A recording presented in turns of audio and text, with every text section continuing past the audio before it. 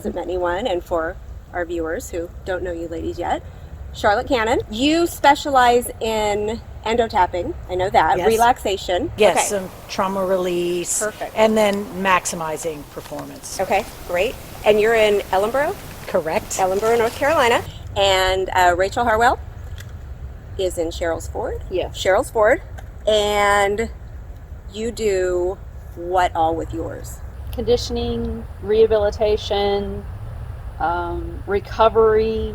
So it's perfect that you guys are here because we're actually talking about what we can do for our horses to help them relax. And so thank you for joining us. I know you're both insanely busy, like we all are, but for taking the time to be here with us and for, wanting to be part of this little series. Appreciate it. Mm-hmm. We're excited to be here. I'm excited to have you. Yeah. I know you were not even sure, what was it? Endo tapping? You were like, what are you talking about? I know, I don't know what that is either. Well, I'm tell excited us. to know. Yes. So I've gotten where we're just calling it tapping versus endo tapping because the endo tapping word was coined by this guy that lives in Lexington, Kentucky, J.P. Giacomini, and he was using the endo tapping to condition a relaxation posture cue sort of thing. But then he used the physical tapping with the stick to amplify movement and performance. I was looking for a cue system to take a horse out of an adrenaline space and bring it to an endorphin space. And when I saw the tapping and saw what she could condition, I was like, okay, that's it. Yeah.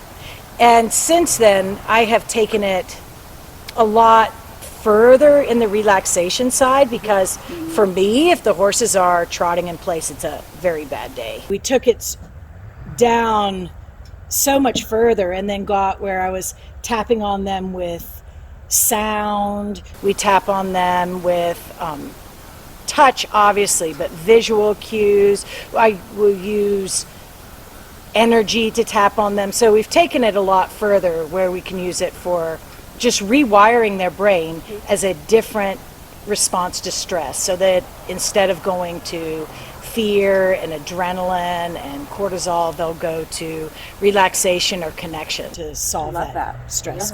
Is it like tapping on humans? Or is it Similar. completely different? Because No, my it's sister not does a lot of that. It's not completely different. Okay. But it encompasses a lot bigger picture. A lot of it's using a stressor to rewire the brain. Okay. And what are the key areas of the horse that you focus on like the most? Is there like a go-to area on a horse that you would start the tapping? Yes, absolutely. For most horses, we would start tapping right next to them, behind their front leg, sort of what I would call a friendly spot, sort of there on the side of their wither where they scratch each other. Okay. Because that spot seems like it holds the least amount of trauma and negative emotions. You know how we hold, everything is physical, mental, emotional, and all these spots in your body are going to hold memories and positive memories or negative memories, and that particular spot right behind their wither doesn't seem to be a spot that horses tend to store negative stuff. So you can use that as a place to begin to sort of condition the response, and then you would go all over them. For a horse that you can't get next to, you could also use the idea from here to over there, where you would point your belly button and your eyes at one, and if you could get any sort of a connection response, like it would look at you, then you would take that away.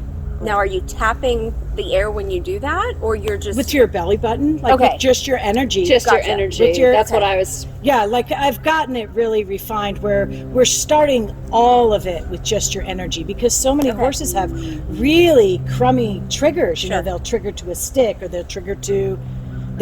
Some of them trigger to people standing close to them. Yeah, we see that all the time. So, but it's not tapping necessarily like you would think of a tap. Right? But it could be, I could look at you and send energy at you. Sure, absolutely. We do that in our grounded horsemanship program every day, where you're moving the horse with your energy. Yes. Yes, okay, got it. I'm just trying to make sure I understand. The physical tap is an easy thing for people to see and understand, but you refine it down to this energetic tap, and then you would get it up to using a physical tap, because we can also release memories and emotion and trauma. I can take a thoroughbred horse that would trigger to a announcer. You know, lots of thoroughbred horses off the track trigger to announcers because of the announcers at the racetrack, and they'll usually hold that in a certain part of their body. A lot of them will hold it over the top of their hip, and you can tap on them and condition that response, and then have them in a space with an announcer, and you can use your tapping, and you can erase triggers and release Kind of trauma. retrain the brain. Yeah, Kind of like you absolutely replacing, rewire like them. removing kind of the old memory and putting a positive. Absolutely, love yes. that. And they learn to solve that puzzle of stress Right. with relaxation and connection versus fight, flight, or freeze. Kind of like counseling for people, right? 100%. As we talk about things, I and can you think feel of a couple horses here that need some counseling. that we, you know, it's cathartic in a way that you're talking about this traumatic experience, and the counselor kind of walks you through, and then you start realizing that you can manage that memory and put it in a different place. You know? Yes, it's giving them a whole different coping mechanism. Right. Absolutely. It's just fascinating, and just our energy too, and how it all interrelates, and how sensitive they are to our energy. Yeah. So us going into, right, if you're going into a session, Absolutely. you've got to be in your Zen place, right? Because any Absolutely. little trigger you may have could trigger them. The sensitivity level you have to somewhat be prepared for, because when you use the word amplify, sometimes when you ask for things, some people are not prepared for the sensitivity level that their horses are going to relay back to them, and so they'll revert back to the old way just because the person is not there, is not at that same moment. Exactly. But that, and then the other comment, if you guys don't mind me saying, No, the other we want you comment to. that I was thinking is, I had somebody come do body work, and this was probably about 3 years ago, and my one horse had a cast when he was 1.5 years, and I did not get rid of it. And there was animosity because this horse that had a cast, that foot kicked my other horse, and he had an injury, and it knocked a golf ball size out of his shoulder. So the point of it, though, is the energy. So the cast, and then the ugliness between the two, which they're 3/4 brothers, that was profound for me, that when the cast was removed from the barn, and when the horses are stalled next to each other, it was profound. It was, but at the same time, I bawled. I literally broke down because I didn't want to let go of that trauma because I was so mad, but I had to let it go. Yeah. That was the day. Wow. Now that didn't take it. It was a worker. It was a person that did, body, and the smells and stuff. But you have to be willing as an owner to let it go just as much as the horse, because the horse will only go as led by the owner. Absolutely. Oh, 100%. Because that's a huge part of my program, is the concept of mirroring. Yep. And for the people to absolutely understand that the horse is going to mirror their mental images, their physical posture, what parts of your body, how are you holding yourself, and then also this sort of spiritual space that people are in. Are you in a judgmental space? Are you in what kind of stuff? And it's shocking how much people don't want to be responsible for that. They want the horse to fix them. My horses are lame, not clinically lame, but they're lame like we are with our Advil needing, they're lame. So how I keep them sound and other people's horses sound is through ambidextrous, even left and right movement, no matter what the modality is. No matter you've if got it's several at your farm, right? You have the walker. Yep. And you have, I is just it an purchased Equivibe? it. Yep, I have the Equivibe. Is that like a massaging plate? It is a vertical. It is vertical movement, not circular. Okay. There are 2 different modes of therapy on that. One circular, which if you were to put your cup on it, it would actually spin like a top. Wow. Spin the liquid inside or spin the cup? Spin the cup. Wow. Whereas with vertical plates, with vertical movement, it is an up and down motion. It was, it came out of Europe, and it came out of horses going in the horse trailer. And everybody said, "Oh my gosh, my horse is warmed up. Isn't that amazing?" And the vibration in the trailer. Yes, exactly. So whenever they tell you that your horse is colicking, And get them on the trailer. put them on the They trailer. say it all the time. Put them on a trailer. If the baby's crying, put them in a car seat and start driving. It's the same principle of the movement and the motion. But I think that people, when it comes to, I don't have a special fix as much as I love movement. And again, I said the word, you could probably go back and say how many times I said ambidextrous, because I think we're left and right-handed. Yep. And I think that horses are not clinically lame, so to speak, as much as they just don't want to. Their proprioception. I lean to the left. I have a drop left hip. But you're right. Ambidextrousness, is that a word? It is now. If it It is wasn't now. before. Is so important. You have to be able to work your horse on the right, equally on the left. Otherwise, your horse is not balanced. You might be stronger on your right hand, but are you capable of using your left? Of course you are. Can I sign my name with it? Probably not that well, but that's because I use my right so much more. You can't just work a horse on the right hand side. They won't function on the left. You've got to do both. I totally agree with you. And my walker, I got right when COVID hit.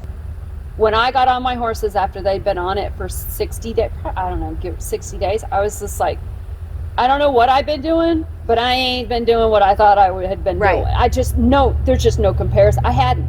So who gets on their horse and walks them for an hour? Who does that? Who gets on? I mean, Nobody I know.